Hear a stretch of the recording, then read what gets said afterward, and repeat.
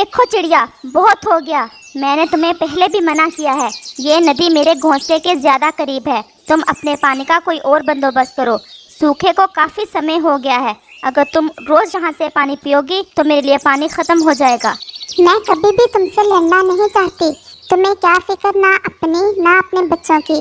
अगर न्याय की बात करना नहीं आती तुम्हें तो लड़ाई की भी ना करो। बस, मैंने तुम्हें बता दिया है, आगे तुम्हारी मर्जी। इसे लड़ाई समझो या जो कुछ भी। तुम्हें इस घोंसले में आए हुए 1 साल भी नहीं हुआ, और क्या तुम जानते हो मेरे दादा ने ये घोंसला बनाया था जिसमें मैं और मेरे बच्चे रहते हैं। तुम्हारे दादा को पता नहीं होगा कि यहाँ किसी कव्वे राजा ने भी आना है।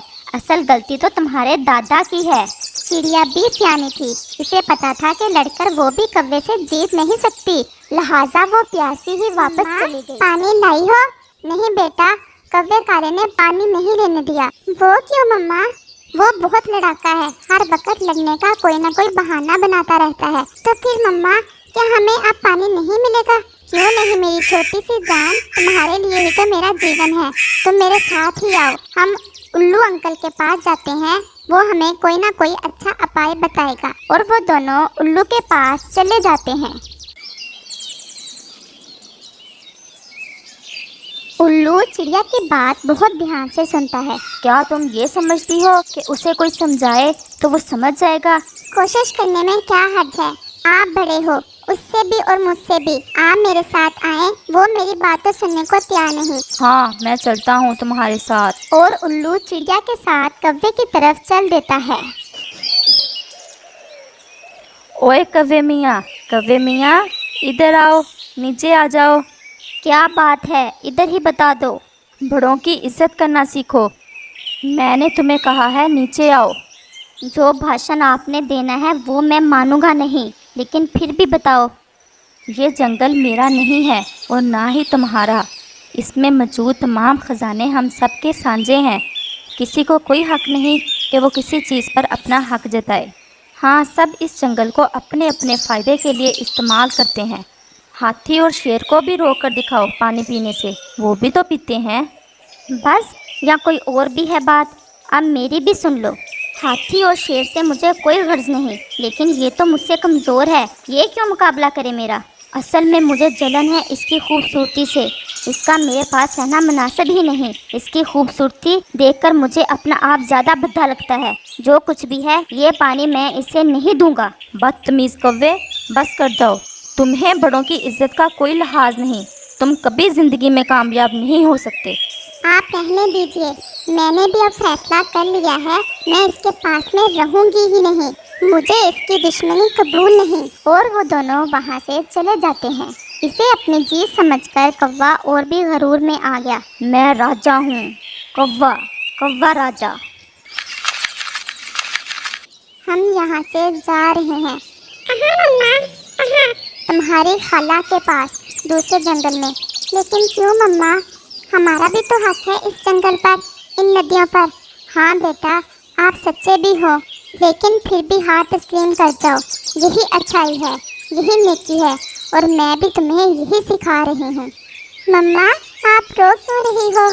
बस बेटा, इस घोंसले में मेरे माँ बाप और बड़ों ने ज़िंदगी गुजारी है। इसे छोड़ते हुए दुख महसूस हो रहा है। ऐसे दुखी होते हुए वो अपना सफ़र दूसरे जंगल की तरफ शुरू करते हैं। जल्द ही वो पहाड़ों की पास वाली नदी से जी भरकर पानी पीते हैं और फिर से उड़ जाते हैं। शाम होने से पहले ही वो दूसरे जंगल में पहुंच जाते हैं।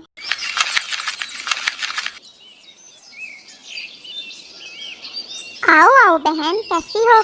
क्या हुआ, क्या हुआ? बताओ ना कुछ। और चिड़िया तमाम बात अपनी बहन को बताती है।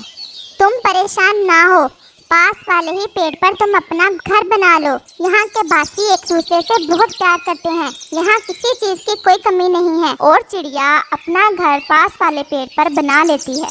दिन और रात गुजरते गए। अगर चंद रोज और बारिश ना हुई तो मुझे तो पीने का कोई पानी नहीं मिलेगा। कौवा ये सोचकर परेशान होने लगा। और फिर कुछ ही दिनों में सारा पानी सूख जाता है। फिर एक दिन कौवा फैसला करता है कि इसे अब यहाँ से कहीं और जाना चाहिए, और वो किसी दूसरे ठिकाने की तलाश में वहाँ से चल देता है। वो चलता चलता बहुत दूर निकल गया और उसे शाम हो गई। वो एक पेड़ पर बैठ गया। शाम होते ही गहरे बादल आसमान पर छा गए और तेज बारिश शुरू हो गई, साथ में ओले भी। कौवे को अपनी जान की फिक्र बन गई और वो सर छुपाने के लिए आसपास दौड़ने लगा। पास में ही एक पेड़ पर उसे एक छोटा सा घर नजर आता है और वो जल्दी से जाकर दस्तक देता है। कौन कौन है? मैं बहुत मुसीबत में हूँ। तेज़ हवा और ओले मेरी जान ले लेंगे। मुझे अपने घर में पनाह दे दीजिए। मैं मुसाफिर हूँ। तुम हो कौन? मैं कौवा हूँ। वक़्त इसे इसी चिड़िया के घर पर ले आया था जिसे इसने जंगल छोड़ने पर मजबूर कर दिया था। और चिड़िया भी कौवे की आवाज़ पहचान लेती है। तुम कालू कौवे हो? हाँ, मैं कालू कौवा ही हूँ। पहाड़ों वाले जंगल से आए हो? जी, बिल्कुल। मैं सफ़र पर था कि बारिश शुरू हो गई। अचानक से ये सब हुआ। मैं वही चिड़िया हूँ, रानो चिड़िया हूँ मैं। कुछ याद आया? कौवा ये सुनकर खामोश हो जाता है। ये सब अचानक से नहीं हुआ, ये कुदरत का इंतकाम है तुझसे। मैं कमजोर थी, तुमने मेरी बेबसी से फायदा उठाया, मेरा घर बर्बाद कर दिया। मैं यहाँ भी बहुत खुश हूँ, लेकिन तुम अपने अंजाम को पहुँचने वाले हो। और फिर एक बड़ा सा ओला कौवे के सर में लगता है और वो वहीं मर जाता है और जालिम अपने अंजाम को पहुँच जाता है।